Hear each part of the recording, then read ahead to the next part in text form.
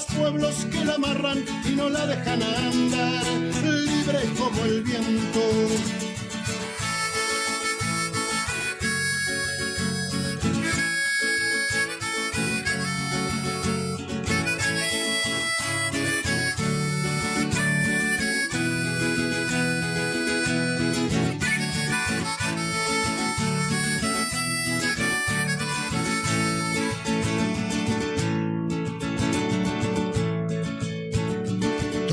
Los muertos de la AMIA y los de la Embajada de Israel, el poder secreto de las armas, la justicia que mira y no ve, todo está escondido en la memoria, refugio de la vida y de la historia. Fue cuando se callaron las iglesias, fue cuando el fútbol se lo comió todo, que los padres Palotinos y Angelelli dejaron su sangre en el lodo. Todo está escondido en la memoria, refugio de la vida y de la historia. La memoria está ya hasta vencer a los pueblos que la aplastan y que no la dejan ser, libre como el viento.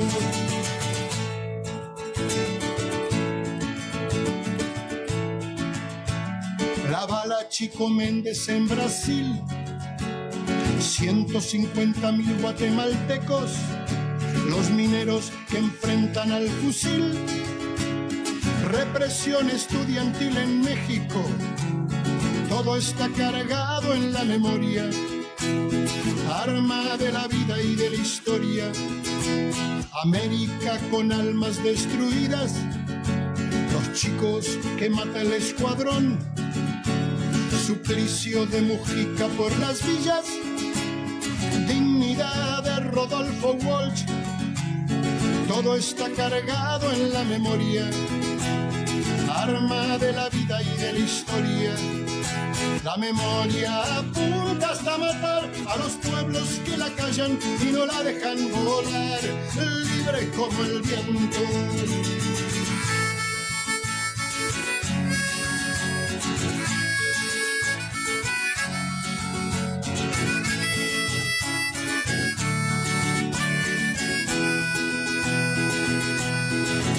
Como el viento, libre como el viento.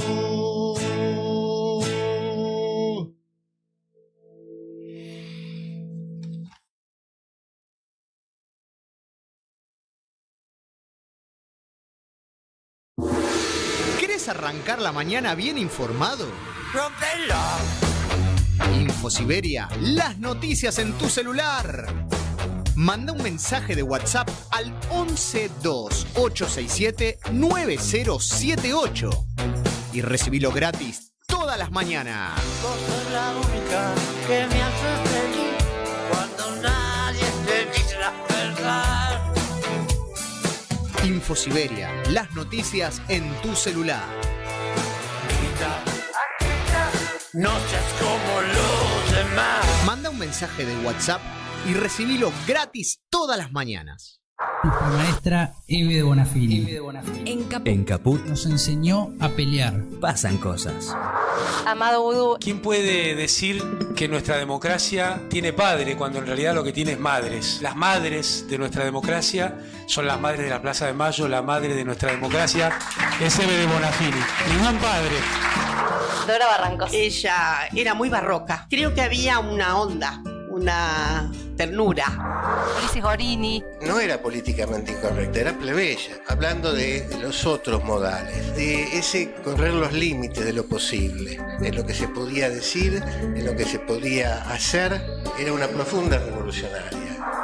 ¡Eve de Bonafini! ¡Presente! ¡Ahora! ¡Y siempre! Radio Caput.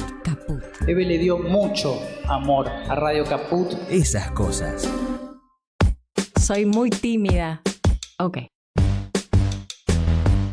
Radio Caput. Radio Caput. Estás escuchando Caput. Radio Caput. Radio Caput. Caput. Te comunicas con nosotros al 11 65 16 44 46. Radio Caput. Radiocaput.com. Estás conectado. Estás en Caput. Hay un aspecto en el proceso de construcción de imágenes en el cine que muy rara vez se lo toma en cuenta, y cuando se lo toma en cuenta desde el cliché. ¿Qué sería esta pregunta que realmente yo detesto en las entrevistas, salvo en alguna ocasión muy puntual, que es cómo surgió el proyecto? ¿Sí? Cuando se le pregunta a un cineasta cómo surgió el proyecto. En realidad, amplío esto un poquito, me permito ampliarlo un poquito, porque más de una vez lo dije y a lo mejor no fue suficientemente aclarado y merezca un porqué mínimo. Los motivos personales que hacen a una impronta del cineasta de ese momento no le importan a nadie. No le importan a nadie, no importan a la obra. Esa es la cuestión y no merece mucha explicación. Ahora, hay casos puntuales en donde un proceso empieza previamente con un acto que el cineasta, la cineasta, se permite, se autoriza, que es el acto perceptivo, el estar atento al mundo, el estar no mirando, viendo. Lo que menciona Gilles Deleuze como la figura del vidente, aquel que ve mucho más desde lo fisiológico que desde una construcción de mundo racional y mítica. La percepción de las cosas, la materia, puede estar dada por cómo una luz se aproxima a un objeto o a un escenario particular. ¿Qué es el escenario nuestro de todos los días? Son los lugares donde transitamos, los lugares donde habitamos, los lugares donde descansamos, los lugares donde inclusive son marco de conflicto. Cuando eso empieza a formar parte de la previa, ahí sí que habilitaría y hasta quedaría chica la pregunta, ¿cómo surgió el proyecto? Porque en este caso nos vamos a ocupar del cómo surgió el proyecto en el marco de esa percepción del proyecto que terminó siendo una película plasmado en un texto escrito. Ese texto escrito no es nada más que tipografía en hojas, como uno puede pensarlo convencionalmente. Es un arte de tapa, es un arte en medio con fotografías, ¿sí? Que son fotografías que dejan ver y velan también. Letra escrita a mano por el autor, lo cual habla de algún poco o da una imagen, suministra una imagen mental, un plus de imagen mental, ya con todo lo que viene aportando en el proceso de construcción de una película que viene a cuento, no tiene que ver con un chusmerío, apresurado, con aspectos de la historia familiar, con ciertos aspectos de la historia familiar. Hay un pasado que uno no se va a enterar cuál es, pero sí va a apreciar la visión de los devenires de ese pasado. Eso es trabajar con la materia del presente, estar atento a las cosas, plasmarlo en un texto. En el texto mismo menciona en un momento que hubo 2 cuadernos, los cuales terminaron en el texto definitivo, y la película. Entonces, en el programa de hoy vamos a pensar las 3 instancias. La perceptiva de lo que va a terminar siendo la película en la tercera instancia, la escritural, que es otra parte del proceso artístico y un hecho artístico autónomo de la primera y la tercera, y la tercera, que es, digamos, lo que el nicho del cine en general está esperando, que es la película. A mi entender, no se pueden pensar por separado, sin integrar con lo que va a venir después, ¿sí? Si el proceso de una película mira para atrás, necesitó mirar para atrás, y para proyectar hacia adelante, ese proceso está en las tres instancias. A eso nos vamos a referir hoy.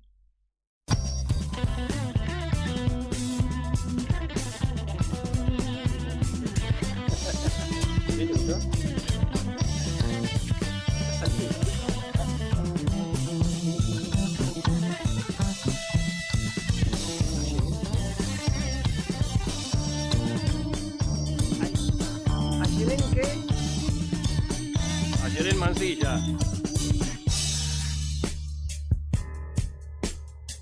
Pensamiento no es reflexión. Con el pensamiento adviene lo nuevo, lo intempestivo, el azar. Periferias del cine. Pensamiento y cine, en ese orden. En grandes momentos del cine, el pensamiento entra por la ventana. Lateral. Periférico. Periferias del cine. En Caput.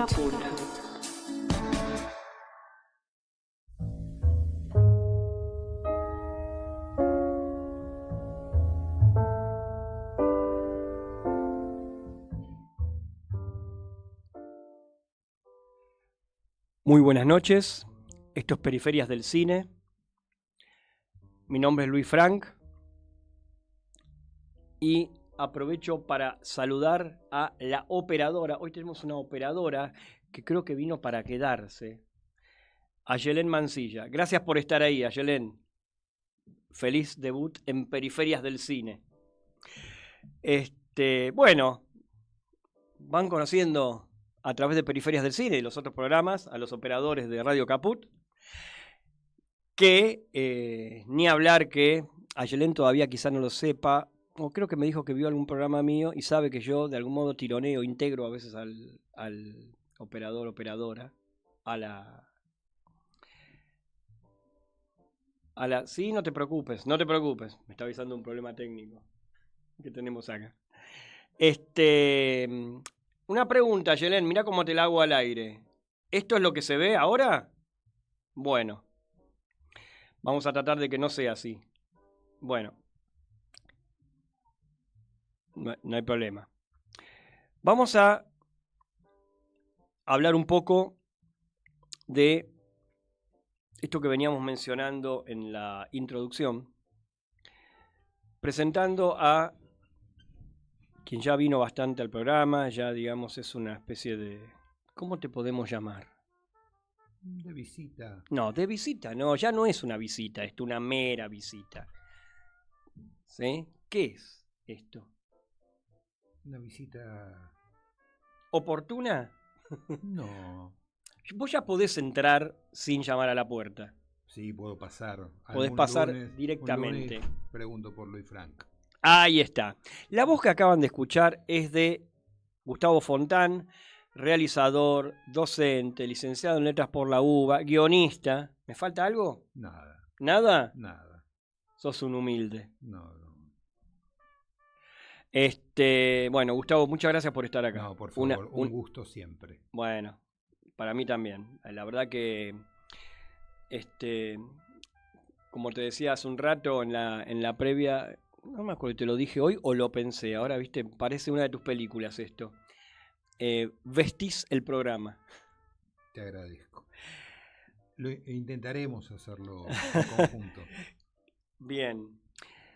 Tengo en mis manos lo que de algún modo mencionaba recién. Lo voy a mostrar ahí a cámara. ¿Ven? Se llama Pastizales para la espera, de Gustavo Fontán, que es un libro objeto que lucha más por ser libro por momentos y por ser objeto por otros, ¿sí? Uno va entrando en las distintas percepciones propuestas desde la palabra, pero también desde la pintura. ¿Qué técnica es esta, Gustavo? La de, por ejemplo, la vegetación acá. Yo pinto con unos acrílicos Acrílico, normales, pues no sé pintar ni nada. No, está bien. Son tareas que hago en los cuadernos como una especie de forma de estar en la película Bien. y de convocar la percepción de la película. Bien. Sin Es todo ninguna acrílico.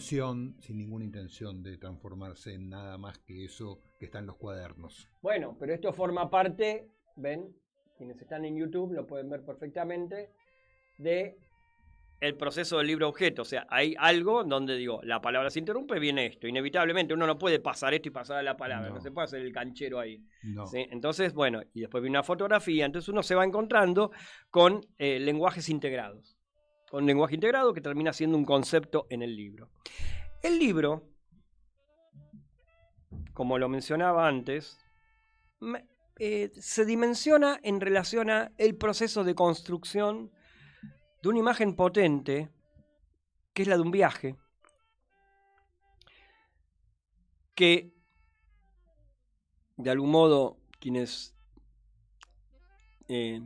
habitamos cierta familiaridad con las imágenes de Gustavo y con alguna imagen aledaña que pudiera pensarse, uno puede de algún modo intuir en qué termina la cosa, más allá que no spoileamos quién es el asesino. No hay asesino acá. Pero lo interesante es que esto arranca con una vivencia que Gustavo tuvo en algo que pasó por la calle, que digo, estar atento, esto que decíamos antes. Y Gustavo estuvo atento. Muchas veces esto se pasa de largo, muy habitualmente se pasa de largo. Alguien que se cae en la calle. Muchas veces vemos a alguien que se cae en la calle. ¿Cuántos se dan vuelta? Es la famosa escena de Cowboy de Medianoche, donde hay un tipo tirado en la puerta de en la calle, y es en la puerta de la joyería Tiffany, en Nueva York. A partir de ahí a Schlesinger se le ocurre toda la película. ¿Podés ampliar un poquito, o por lo menos pensar qué de ese momento, cuál es la sustancia de ese momento que está graficada en el texto, dispara todo? Sí, claro, porque estuvo y está muy presente en mi memoria. Es un hecho que ocurrió hace muchos años, digo bastantes, 6 años, 7 años, que yo estaba a unos 30 metros en una calle donde estaba muy transitada. Había un hombre parado debajo de un árbol. Recuerdo que a la distancia yo veía cómo las hojas le provocaban cierto temblor sobre su cuerpo. No sé, pensé en ese temblor y el hombre cayó redondo. Y entonces me acerqué, nos acercamos 2 o 3 personas, tardó un poquito, se reincorporó. Y nos dijo eso, que iba a Córdoba a buscar a su padre. Nos dijo eso. Y lo que me llamó la atención a mí profundamente es que no había en él ningún grado de especulación. No parecía pedirnos algo, no parecía estar obrando más allá de ese grado de verdad que manifestaba. Le dimos agua, se fue, nos dijo que venía de La Pampa, que lo había traído un camionero, y esa imagen quedó en mi memoria mucho tiempo. ¿Te puedo preguntar algo que puede parecer aleatorio, pero me vino la curiosidad? ¿Más o menos te acordás de cómo estaba vestido? Más o menos. Estaba con un yo creo que era o una campera o un saco muy roído, marrón. Sí. Tenía un bolso colgado, un jean. No parecía una persona, un caído del mapa. No alguien que viviera en la calle, sino un caído del mapa. O sea, no un homeless, y tampoco alguien que tuviera un hogar concreto. En el medio. No, en el medio. Ajá. En el medio. Y mucho tiempo en mi memoria. Entonces yo pienso, viste, que cuando, si uno conceptualiza esto, porque esto podría ser una anécdota, y por qué no es una anécdota, y por qué es un hecho que es una experiencia, ¿no? Es decir, ¿cuál sería la diferencia entre anécdota y experiencia? Y pienso en la experiencia que puede ser el origen de algo, un acto creativo. Y para mí la experiencia tiene 2 cosas, importantes para considerarla posible, factible de provocar un acto de creación, para mí tiene que tener dos cosas. Por un lado, que te deje una marca en el espíritu, una marca muy, muy importante, y segundo, que siempre tiene un interrogante, que no hay algo que vos podés explicar rápidamente. Ese hombre no era posible, vos me haces esta pregunta y podríamos agregar muchas, y no habría, y no lo alcanzaríamos al hombre ese de mi experiencia. Claro. No lo alcanzaríamos, no lo podríamos explicar. ¿Qué buscaba? ¿Dónde iba? ¿Qué era ese padre? Entonces, me parece que eso que entendemos por experiencia no es la anécdota, no es el suceso de montones de estos hechos, no sé de estos, pero digo, montones de hechos que nos ocurren en la vida, que no se transforman en experiencia en ese sentido. O sea, lo que sería experiencia, digamos, podría pensar dos acepciones de experiencia. Una es la experiencia cruda, como la estás describiendo, y eso es aprovechado en función de una materia propia que uno construye, que son todos los objetos que mencionaba antes, con los dos lenguajes, y esto constituyendo un lenguaje propio también, estas vivencias. Pero también, si uno la experiencia la deja capturar, como muy habitualmente sucede, por la dimensión mítica, aparece el a dónde va, se refuerza eso, el a dónde va, se va a encontrar, o sea, encontró al padre, ¿se entiende? Etcétera, etcétera. Entonces, claro, hay zonas, pensando en cómo, pienso también yo siempre el término experiencia, ¿no? Hay zonas en donde uno busca entre una cosa y la otra, porque de algún modo tampoco uno se puede, digamos, sustraer del todo, ¿sí? Acierto, por más que la película no esté apoyada en un creyendo dramático, la película y el devenir de la construcción de la misma, ¿no? Pero pongamos la película, ¿no? Cuando uno ve la película, que es Ramón Vázquez, vamos a decirlo, tampoco hay, digamos, más allá de que lo importante es el devenir, los desmayos, se desmaya frecuentemente, los intersticios, la luminosidad, todo el componente expresivo que pudiese pensarse desde tu construcción de imágenes, también es casi inevitable que cualquier espectador, y cuando digo cualquiera incluyo a todos, tenga una mínima curiosidad, ¿sí? ¿Esto llega a algún puerto? ¿Sí? Digo, no va a estar trabajado perceptivamente en la película, no va a estar trabajado, no va a estar alimentado cognitivamente, ¿sí? Pero ese mínimo bichito de la curiosidad está, ¿sí? O sea, una pequeña pata en esa dimensión mítica, inevitablemente tenemos, ¿sí? Sí, ¿lo claro, ves eso también? Absolutamente. Luego está qué hace la narración con esas expectativas, ¿no? Y si hay narración claro. ¿Qué hacemos con esas expectativas? Porque luego ese es el origen, y luego hay capas en la construcción sucesivas y decisiones que van conformando eso que llamamos la narración, ¿no? Es decir, yo reconozco dos posteriores a esa, por ejemplo. Por ejemplo, este hecho en mi memoria se repetía, pero sin futuro. El hombre caía. ¿Y qué le pasaba con las caídas, no?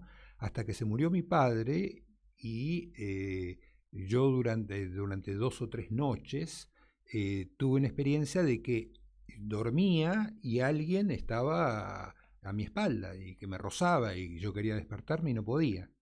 Entonces, de algún modo, esa experiencia yo se la incorporé a esa rasgadura que es qué le pasaba a ese personaje en esos momentos de los desmayos. Claro. ¿No? Cómo esas visiones se transforman. Esa sería la segunda capa en la construcción para mí. Y una tercera, que es lo que nos importa, contestando esto que vos decís de esa expectativa, en algún momento no es si llega o no llega, sino qué es lo que va recolectando en su camino, como una especie de santidad que recolecta y arma como un collar de caídos. Me interesa lo de la recolección y lo de collar de caídos también. Porque no se le aparece cualquiera en el camino, ¿sí? No. Se le aparece pequeños, y el término es muy provisorio, tómenlo así, es muy provisorio, pequeños espejos de aspectos de él. Entonces, está bien, cualquier abogado del diablo podría decir que cualquier narración clásica también se construye así, ¿no? Pero esto es dado a percibir, no a ser contado. Es otra impronta. Digo, me acuerdo mucho de la escena de ese bar donde él cae, que me encanta cuando vos describís, o sea, cuando vos llegaste a ese lugar, ¿sí? Conté un poquito el momento del bar. El primer bar. El primero, exacto. Porque hay muchas cosas para poder llegar a eso, ¿no? Es decir, la película, por una condición del contexto en el que estamos viviendo, donde perdimos los subsidios para el cine, decidimos hacerla de otra manera. Sí. Decidimos hacerla con un equipo muy pequeño, Diego Poleri en fotografía, Andrés Perugini en sonido, Mario Bochicho en montaje, 3 asistentes, una productora y nada más, y los actores, por supuesto. Entonces, lo que decidimos con Diego es que había que encontrar el carácter de la película en otro lugar. Y que ese carácter lo íbamos a encontrar incorporando aspectos de lo real en ese dispositivo ficcional. Entonces, elegíamos, cada locación la elegíamos con cuidado. Entonces, el primer bar donde él llega es un bar que existe en Chacarita, con quien se encuentra es el dueño, con quien habla es el dueño, a quien le pide trabajo es el dueño del bar. Y nosotros estábamos allí, Diego no iluminaba, aprovechamos y decidíamos qué luz, en qué momento. Entonces aparecían estos 2 hombres que parecen rusos, que hablan en ruso, que no son actores, aparecen y están incorporados a la película, ¿no? Que en ese dispositivo ficcional que tenía Marcelo Subioto, que es quien hace a Ramón Vázquez, ¿no? Lo íbamos a incorporar. La luz, las caras, los rostros, ¿no? La percepción que surge de la atención a un ámbito era parte de lo que queríamos integrar en la película. Claro.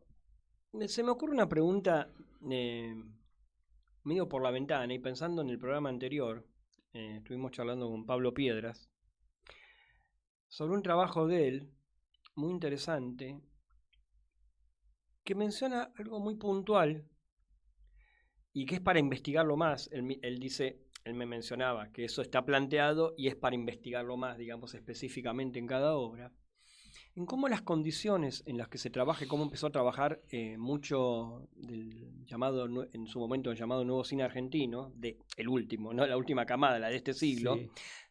Pero incluyo a esto que decís de el desmantelamiento del Inca, influye presupuestariamente o el presupuesto que uno va a invertir, o digamos el hecho de que la guita va a salir mucho más de uno, ¿sí? En el caso que la tenga, ¿no? Que por suerte la pueda tener para poder hacer la película. ¿Cómo eso influye, decime vos si es así, en el tratamiento de la imagen? Porque parece en principio tirado de los pelos el concepto, pero no lo es. No lo es, ¿sí? Él me mencionaba, por ejemplo, algunas producciones del Pampero, ¿sí? Trenquelauquen o La Flor, por ejemplo, en donde en el fondo, quiero decir, en el pensamiento sobre el fondo, o el tratamiento del fondo, la profundidad de campo quedaba cancelada. ¿Sí? Quedaba cancelada. Y eso, de algún modo, tenía que ver, desde ese análisis, con un acomodamiento y una nueva estética que inaugura, conviviendo o impulsada con esas condiciones. ¿Se entiende? ¿Cómo lo ves esto? O sea, ¿pudo haber habido algo de esto? No que te haya modificado el material rabiosamente, no que te haya hecho pensar de otra forma, pero digo, ¿algo de esto te sobrevuela a la hora de pensar en Ramón Vázquez? No, me sobrevuela siempre, haya dinero o no.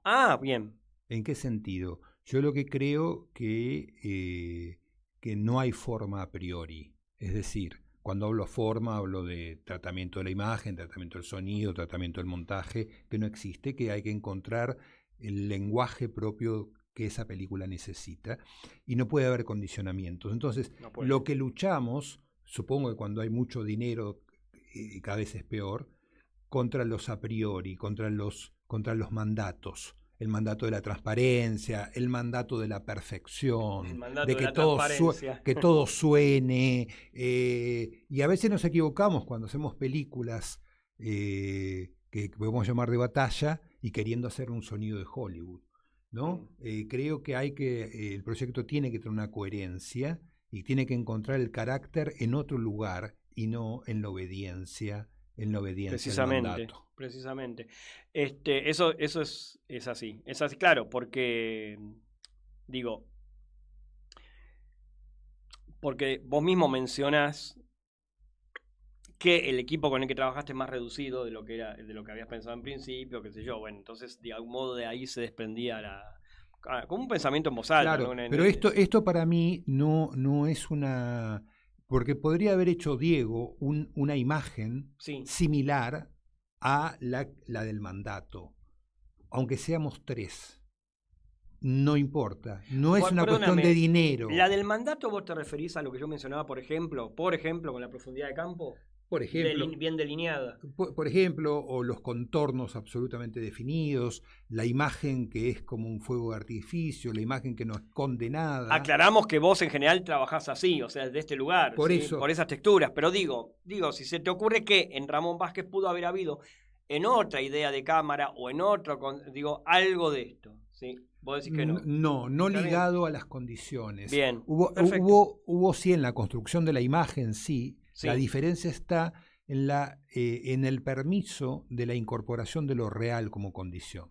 Mucho más que en otras, qué sé yo, pienso en la deuda del limonero, que también está esa operación, pero acá estuvo como que pensada de manera muy orgánica. Es decir, elegíamos el lugar para que ese ámbito se incorpore a la ficción, ¿no? Entonces eso es parte. Pero yo lo que creo que no lo podemos, porque me parece que si armamos como una escala, ¿no? De cuál es la imagen y por qué nos corremos, tenemos dinero o no, que esa escala no puede ser ligada a una especie de valor. No era la idea. No, ya sé que vos no era la idea. Pero digo... que se puede confundir la idea. Efectivamente, digamos, que hay como una especie de déficit que entonces... No, para mí no hay déficit. El problema puedes tener mucho dinero y pensar la imagen mal. Igual, en realidad, o sea, reemplacemos lo que vos decís un término tan contundente como déficit por reformulación de la imagen, pero no en el sentido en que el poder te torció el brazo. ¿Se entiende? No va por ahí. Va por, me da una idea esto. ¿Se entiende? Sí. Está bien. ¿Se entiende lo que digo? Me da una idea. No es que, me cagaron con la falta de presupuesto, entonces tengo que firmar más. ¿Se entiende? No. Precariamente. No es eso. No hay precariedad. Bien. La precariedad es que no cobra nadie. Claro. Esa es la cuestión. No es cuestión de la imagen. Nunca hay precariedad. No. O sea, en tus materiales nunca hay precariedad. Pero nunca, esto que mencionaba Pablo en la semana pasada, ¿sí? Me llevaba a pensar sobre ciertas decisiones también, ¿sí? Y cómo eso también amerita una investigación también. Sí, yo lo que creo que hay que cuando uno pierde condicionantes económicos y pierde, qué sé yo, la presencia de productores que invierten mucho dinero, qué sé yo qué cosa, aparece una libertad que a mí me parece bárbara. Insisto, lo digo con mucho cuidado esto, porque no podemos defender proyectos en los que la gente no cobre. Por eso la defensa de la recuperación del Inca tiene que ver con esto, ¿no? Pero digo que para mí la cuestión es que cada película tiene que encontrar su lenguaje y no tiene que ver con los mandatos de la época. Claro, de algún modo... Inclusive lo pensé por la contraria yo, ¿no? Si me venía una imagen, me venía como el acto de resistencia, mucho más que el adaptarse a una época, ¿se entiende? Venía por el lado del acto de resistencia. El acto de resistencia es la libertad, pero la libertad en el mejor de los sentidos, ¿no? En pensar qué necesita esta película, ¿no? Y no cómo quieren que hagamos una película. Claro, no, por supuesto, ¿no? Eso está descontado. Eso es la... Eso está descontado. Entonces eso te obliga a pensarlo de nuevo, ¿no? Viste, te sentás con el equipo y bueno, ¿qué es lo que podés encontrar nuevo, novedoso? Y ese fue el camino, ¿no? Acá hay algo que mencionás en ese sentido muy interesante sobre las condiciones de trabajo y el hecho de armar comunidad, acá en el texto. Me permito leer un fragmento. ¿Cómo no?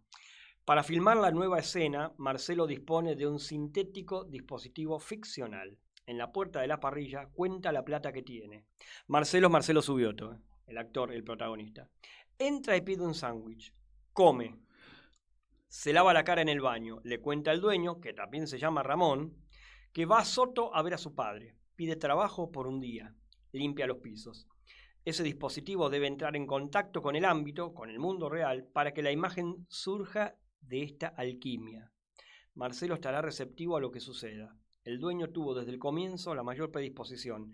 Estamos haciendo una película sin plata y me gustaría filmar una escena acá, le dije. Sonrió y me preguntó, ¿cuándo vienen? Eso es armar comunidad. Exactamente. Y hubo muchos de esos actos, así como el personaje que va encontrando esas personas abiertas a escucharlo y que Marcelo Ramón, ¿no? Sí. Permite también escucharlos a quien quiera hablar, ¿no? Nos pasó esto, todo lo que buscamos lo conseguíamos. Íbamos con Diego y de pronto veíamos, qué sé yo, alquilar una camioneta era imposible, no teníamos plata para alquilar una camioneta. Entonces nos íbamos a un pueblito, mira, hay una camioneta, nos corríamos detrás del hombre, mire que estamos filmando una película, usted nos presta la camioneta, y el hombre nos prestaba la camioneta. Claro. ¿No? Claro. Bueno, eso, como Ramón Vázquez fuimos recogiendo los elementos que eran necesarios para la película. Interesante esa anexión entre la metodología de trabajo y la impronta del personaje, ¿no? Muy interesante. También esto de que uno se encuentra con pares, ¿sí? Pares. Podemos decir quebrados, rotos o algo así, digo, como pares, ¿sí? de Ramón Vázquez, pero lo que se le añade acá, cuando vos mencionás a los rusos que se encuentran ahí, que están hablando en ruso, ¿sí? Claro, y le está hablando en ruso, es otro lenguaje, y otro lenguaje es un aporte perceptivo, ¿sí? Pues un lenguaje que a lo mejor no lo entendés, y no hace falta entenderlo, y es mejor si no se entiende también. Hay una zona siempre inexpugnable, ¿no? Esa zona, eso es el intersticio. Si no hay zona inexpugnable, lo visible se transforma en el reino de lo único que existe. Lo que vos destacás acá, una frase de Didi Uberman. Hay que leer a Didi Uberman, gente, lo digo mirando a cámara. Lean a Didi Uberman. Cualquier libro que pase por ahí, Didi Uberman, ¿sí? Lo agarran, lo roban, ¿sí? Lo real del aparecer deja a nosotros la imagen que sobrevive. Es eso. Es eso. Esa fue la caída del hombre y de ahí en más. Tal cual. Eso fue el intento de la construcción de la película. Pero el hecho, digo, primero la cuestión del aparecer y después una imagen como supervivencia, ¿sí? Exactamente, que sobrevive, dice, ¿no? Es decir, que no se pierde en el tumulto, ¿no? En estas ráfagas de realidad que pasan y no nos pasa nada con todo eso. Y con respecto a los cuerpos de los actores con los que trabajaste, o sea,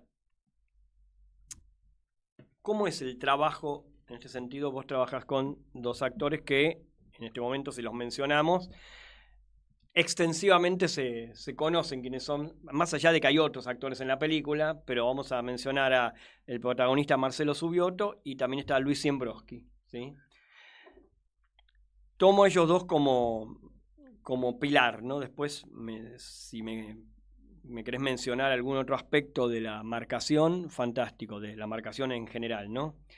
Pero acá en el libro destacás las miradas que vos le marcás a Marcelo. Las miradas. ¿Hay una forma específica de ese mirar que está marcada a priori o que vos la dejás a gobierno del actor en este caso? O sea, estás confiando ahí. Es doble la cuestión. Por un lado, la insistencia o la atención a algo que me interesa que trabaje el actor. Y luego el actor trabajando eso. ¿No? Es que es esa combinación, porque uno no puede decir, mira, de esta manera. Uno puede pensar, bueno, hablábamos con Marcelo de un estado de santidad. ¿Qué era un estado de santidad? ¿Qué es un estado de santidad? ¿No? Un estado de inocencia para escuchar. Un estado de inocencia que mirando simplemente había algo que podía conmover al otro o el otro atender a esa mirada. Entonces trabajamos mucho, el trabajo de Marcelo con la mirada me parece maravilloso. Sí. No podría decirte porque hizo esto, esto y esto, o porque le dije esto, esto y esto, sino que hablamos mucho de todo eso y luego la cualidad actoral de Marcelo que consigue realmente en la mirada, ¿no? Como un estado de presencia, un estado de enigma, un estado de atención, ¿no? Esta comunidad que va armando, ¿no? Con aquellos con los que mira y lo miran, ¿no? Que hay algo allí, ¿no? Que para mí estaba en la mirada fundamentalmente, y hablamos mucho y trabajamos con Marcelo mucho de esto, pero no es porque uno le dice hace esto, esto y esto, claro, sino porque hay algo. Así como el libro construye la percepción de la película, con el actor también uno va trabajando la percepción que se instala para que el actor pueda hacer lo que hace. Claro, claro.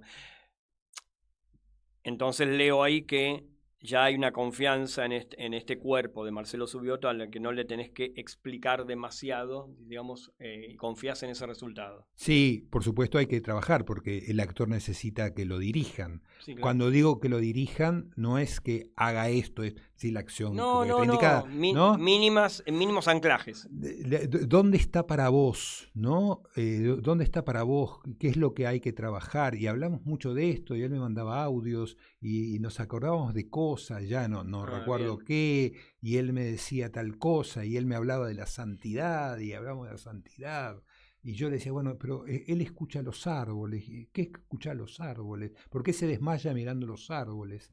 Y armamos toda una percepción que no es que se transforma en acciones concretas, pero esa percepción es la que él va recogiendo para poder hacer lo que hace. Claro, claro. Ahora, claro, y con Luis Iembroski me da la impresión que es un cuerpo que responde de otra forma, ¿sí? Y que seguramente las indicaciones son otras, claramente. Uno ve la película, sí, es otra impronta, ¿sí?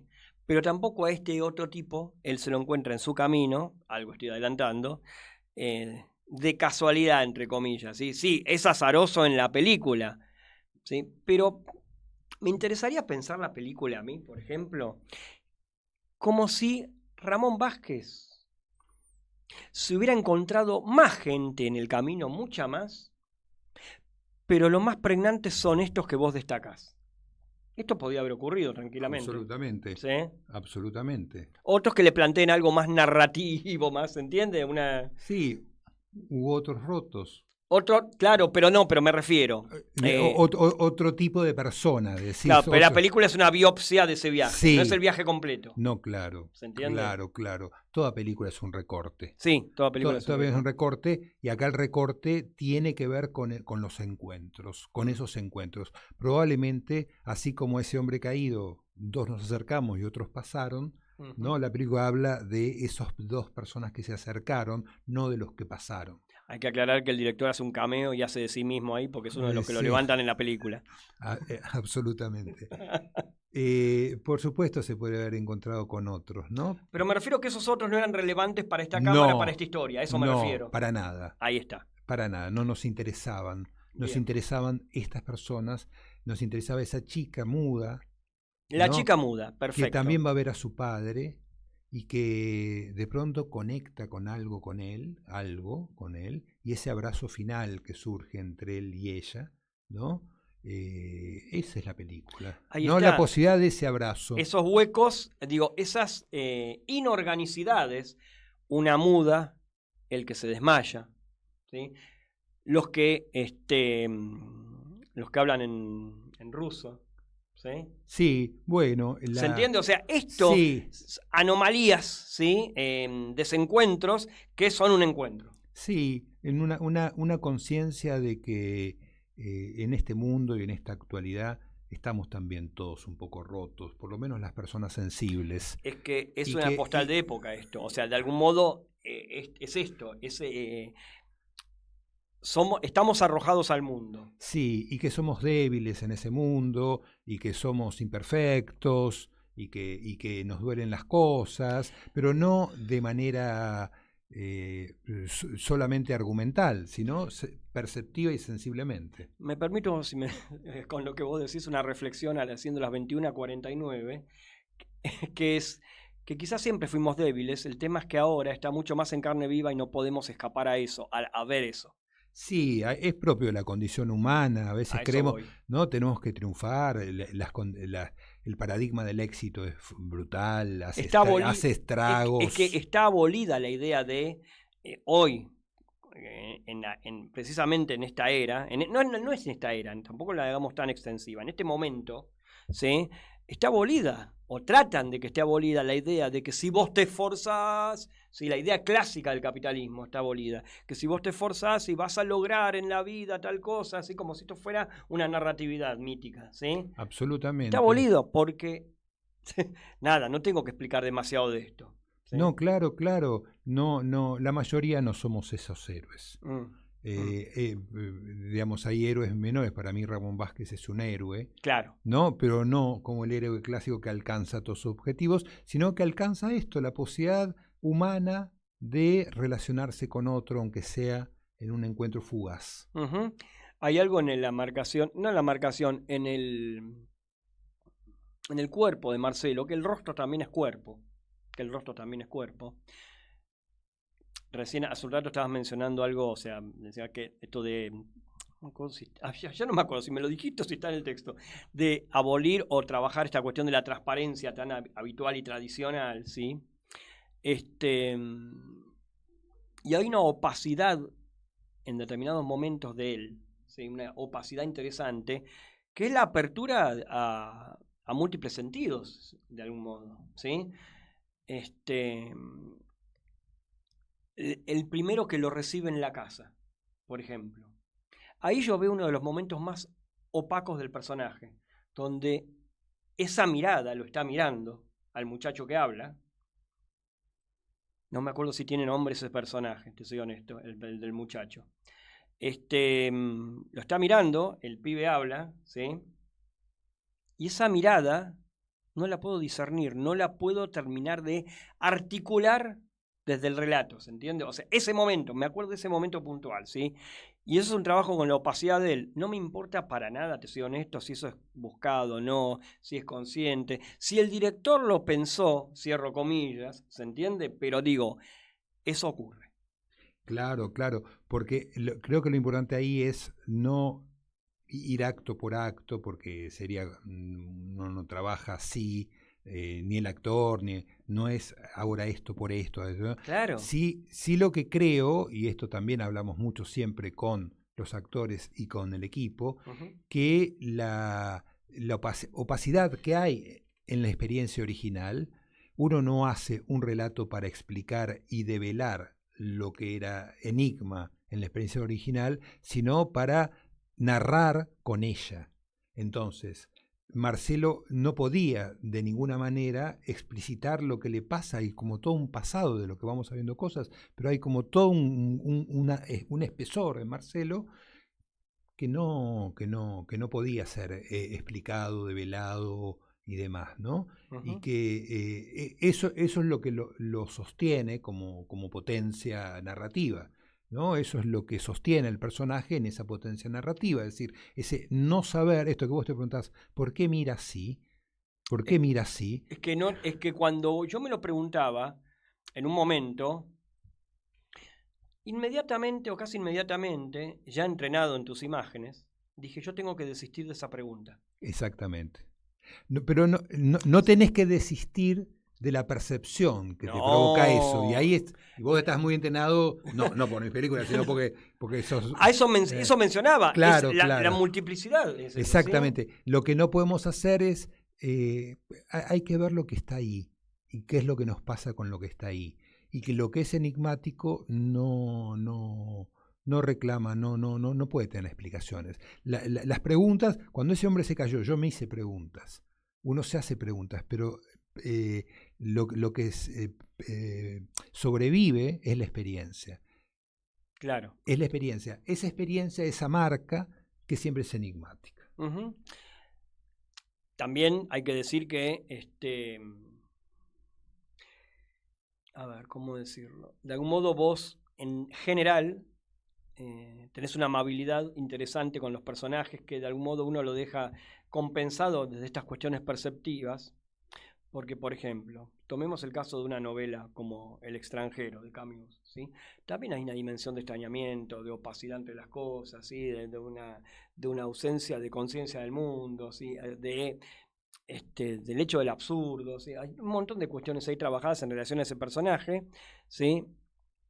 Y creo que ninguna de las dos películas que se hicieron le hizo justicia a esa idea, ¿sí? Que está planteada en la novela. Eso es por lo menos mi lectura de la cosa, de ese material. Y eso no termina nada bien, a eso me refiero. Y esa historia no termina nada bien. Ahora, hay una, decime si me equivoco o no, y también pensando, yo pienso mis invitados, también me interesa hacer el entrecruzamiento, más allá de que tus imágenes no tienen que ver con la fe religiosa en absoluto, ¿sí? Pero Gustavo Galupo una vez acá dijo algo muy interesante, acá, bueno, a distancia porque está en Rosario, dijo, hay que volver a lo sagrado. Claro, uno puede reflexionar sobre que hay que volver a lo sagrado en un momento de devastación, de proceso de devastación, porque si uno, digamos, estuviera en un momento de un país, digamos, mucho más compensado y amigado con el bienestar de la gente en general, probablemente podríamos relativizar, no sería necesario volver a lo sagrado, porque de algún modo habría algo de eso del implícito, no se necesitaría tanto, y uno hasta podría jugar mucho más con dimensiones abyectas, ¿sí? En cambio, en esta época, ese hay que volver a lo sagrado, que el año pasado me lo mencionaba, me lleva a pensar un poco que, más allá de que Ramón Vázquez no llegue, hay un pensamiento tuyo de, nada, por más que no sepamos el destino de él, hay ahí una gracia, algo del orden de una gracia, ¿sí? Pero lo digo muy tímidamente, ¿se entiende? Lo digo con mucha cautela, ¿sí? Que está en la percepción, no está, repito, en nada iconográfico, en nada no hay imagen religiosa, no está esa idea, pero hay algo conciliatorio con el mundo de algún modo desde el cuerpo mismo. Sí, con Marcelo decíamos a medida que fuimos avanzando con el rodaje de la película, porque la película la filmamos, bueno, como cuenta el libro, ¿no? En estado progresivo en relación al relato, que hay como un estado de presencia en el personaje que llamamos presencia propiciatoria, que es una presencia que propicia, no porque haga nada, sino porque está, por ejemplo, la aparición de un músico para que Javier baile y tenga su catarsis. Ahí está. ¿No? Ahí está. Qué buen momento de la película en donde lo que menos enfocás es el rostro. Es un plano bressoniano, pero no se comporta como personaje Bresson porque el tipo está bailando ahí. A ver, decime si me equivoco. ¿Medio cuerpo para abajo? Un momento, después, más o menos. Después del cuerpo, pero en un estado muy frenético. ¿Se sale del cuadro? Se sale él todo el tiempo de sí mismo. Estamos hablando de Luis Ziembrowski. De sí mismo, una escena maravillosa de Luis. Extraordinaria. Que bueno, que la presencia de Ramón Vázquez propicia esa aparición, la del músico, para que Javier tenga su catarsis. Esto es lo que hablábamos, ¿no? Es decir, no porque él haga nada, sino que es un estado de presencia. Y a eso para nosotros era la santidad, ¿no? Una santidad propiciatoria humana. Yo creo que podríamos pensar que hay que volver a lo sagrado y hay que volver a cierto humanismo. En realidad nos estábamos refiriendo a eso, por supuesto. A ver, y te hago una pregunta, quería pasar a un par de fragmentos del texto, sí, ya estamos, vos fíjate cómo se pasa el tiempo, mira el horario. Sí. No, pero el trabajo, decime dos palabras o una frase o lo que quieras mencionar hablamos de Subioto, del trabajo con Luis Siembrowski. O sea, ahí hubo otra relación, otro tipo de vínculo, hubo algo ¿Cómo se trabajó eso? ¿Cómo se trabajó? No es una pregunta tan general como parece, en relación a cómo venimos mencionando esto. No, digamos, fue menor el trabajo porque Luis tenía 2 o 3 escenas, a diferencia de Marcelo tenía que estar toda la película. Sí. Y a mí, digamos, no voy a explicar el trabajo, pero a mí me gusta trabajar por capas, trabajar con el actor la presencia de capas que incluso pueden ser contradictorias. Entonces, lo que trabajamos con Luis, primero ellos se conocen mucho, así que ahí había un terreno ganado, trabajaron muchas veces juntos, pero trabajamos con Luis la existencia de capas, una la más evidente, digamos, algo que él formula, ¿no? Claro, porque discúlpame, te interrumpo en esto. La forma del personaje, en cómo está organizado, es muy diferente porque tiene más texto. Exactamente. Mucho más texto. Exactamente. Habla, el tipo tiene necesidad de hablar y el otro tiene necesidad de no hablar. Sí. Entonces digo, hay otro laburo inevitablemente. Es mucho menos primeros planos. Tiene muchas más escenas, Marcelo. Marcelo se despliega en toda la película. Siembrowski se despliega en ese momento. En ese momento. Pero de todos modos, el trabajo es con capas. Y las capas le dan estados de emoción que no son exactamente lo que está visible. Entonces hay como unas tensiones. Bueno, es difícil de explicar, pero esto es lo que trabajamos con Luis. Pero está bien, es interesante. No, lo pensé desde el personaje antagónico y si pudo haber habido alguna otra sugerencia ahí en relación. No, porque no lo pensábamos como antagónicos en el sentido de cierta tensión, sino que lo pensábamos como... digamos esto, la posibilidad de un encuentro, ¿viste? Donde alguien de pronto puede decir, ¿alguna vez pensaste en matarte? ¿No? ¿Cómo le dice esto a alguien? ¿Qué estado de confianza, qué grado de confianza empieza a tener con alguien que recién conoce para contar esas cosas? O Marcelo Ramón Vázquez contar lo que cuenta. Es decir, ¿qué grado de confianza se genera? Esos grados de confianza para mí eran los encuentros de los que intentábamos construir. Bien. Quiero leer 2 momentitos. La imagen de los pastos altos a un costado del camino se me vuelve obsesiva. Una imagen que te llama ahí. Siento en el transcurso de los días que hay algo cifrado en ella. Los pinto para mirar, los pinto como si construyera un talismán, podría llamarlos pastizales para la espera, que es el nombre del texto, ¿sí? Y sobre el final hay una... ¿Dónde está? Cuando busco algo, ¿viste? Estamos en el final del programa, se crea este momento de tensión. Claro, que es de género este momento de tensión. Es de película de género. Capaz que no lo encontrás nunca. No lo voy a encontrar nunca como Ramón Vázquez al padre. Entonces la gente se queda pensando que buscaba. Claro, entonces vean el siguiente programa, Periferia del Cine, y ahí se crea toda la comunidad de oyentes o youtuberos. Siempre hay un vacío, un fuera de campo. No hay nada más triste y más alegre que el fin de un rodaje. Claro. Es como, ¿sabes este fin de rodaje a qué me hacía acordar? Hace muchos años yo hablaba con... no me acuerdo qué era, pero era uno de los responsables de un circo. Y en el momento me hablaba de la tristeza del final de cada función. Claro. Y en un circo, no sé por qué, tendría que pensarlo, porque en un circo se manifiesta mucho más esa tristeza que en otras artes, digamos, en otros lenguajes, ¿se entiende? Sí, sobre todo cuando se arma una comunidad como la que armamos para filmar a lo largo de un año Ramón Vázquez. Terminamos a las 4 de la mañana y al costado de una ruta, 3 de la mañana, 4 de la mañana, y hacía mucho frío, y el último que filmamos es cuando sube ese puente Ramón Vázquez que se va, digamos, que no es la escena final de la película, que es la anteúltima antes de llegar a la terminal, pero lo último que filmamos es eso, y fue, bueno, verlo ahí en el medio de la noche, yéndose por ese puente, fue maravilloso, porque conseguíamos algo que parecía imposible, filmar una película, sin dinero, y por otro lado, esa felicidad de haberlo hecho, y la tristeza de que se nos acababa, porque te deja como una especie de vacío. Por supuesto. Hay esa contradicción. Déjame decir algo antes de que terminemos de las ediciones maravillosas que hacen. Agarrala, tocala.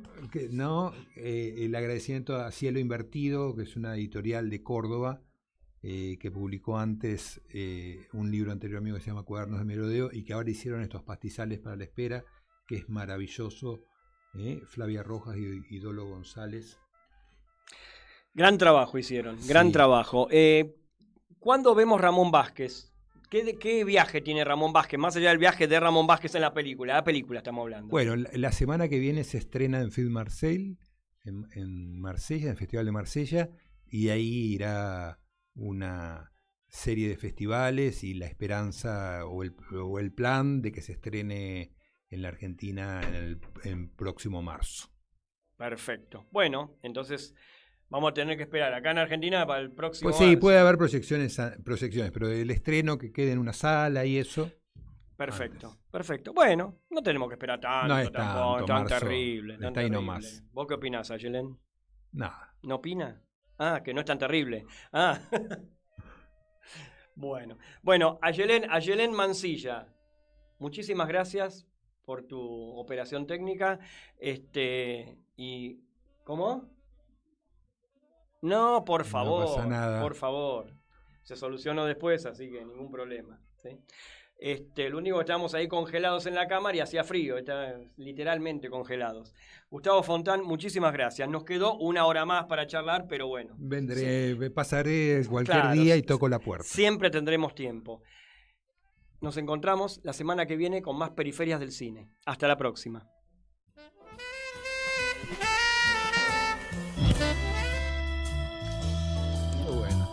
Periferias del Cine. Periferias del Cine.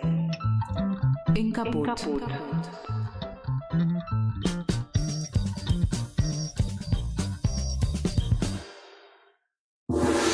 ¿Querés arrancar la mañana bien informado? ¡Rompela! Infosiberia, las noticias en tu celular. Manda un mensaje de WhatsApp al 1128679078 y recibilo gratis todas las mañanas. Vos sos la única que me hace feliz cuando nadie te dice la verdad. Infosiberia, las noticias en tu celular. No seas como los demás. Manda un mensaje de WhatsApp y recibilo gratis.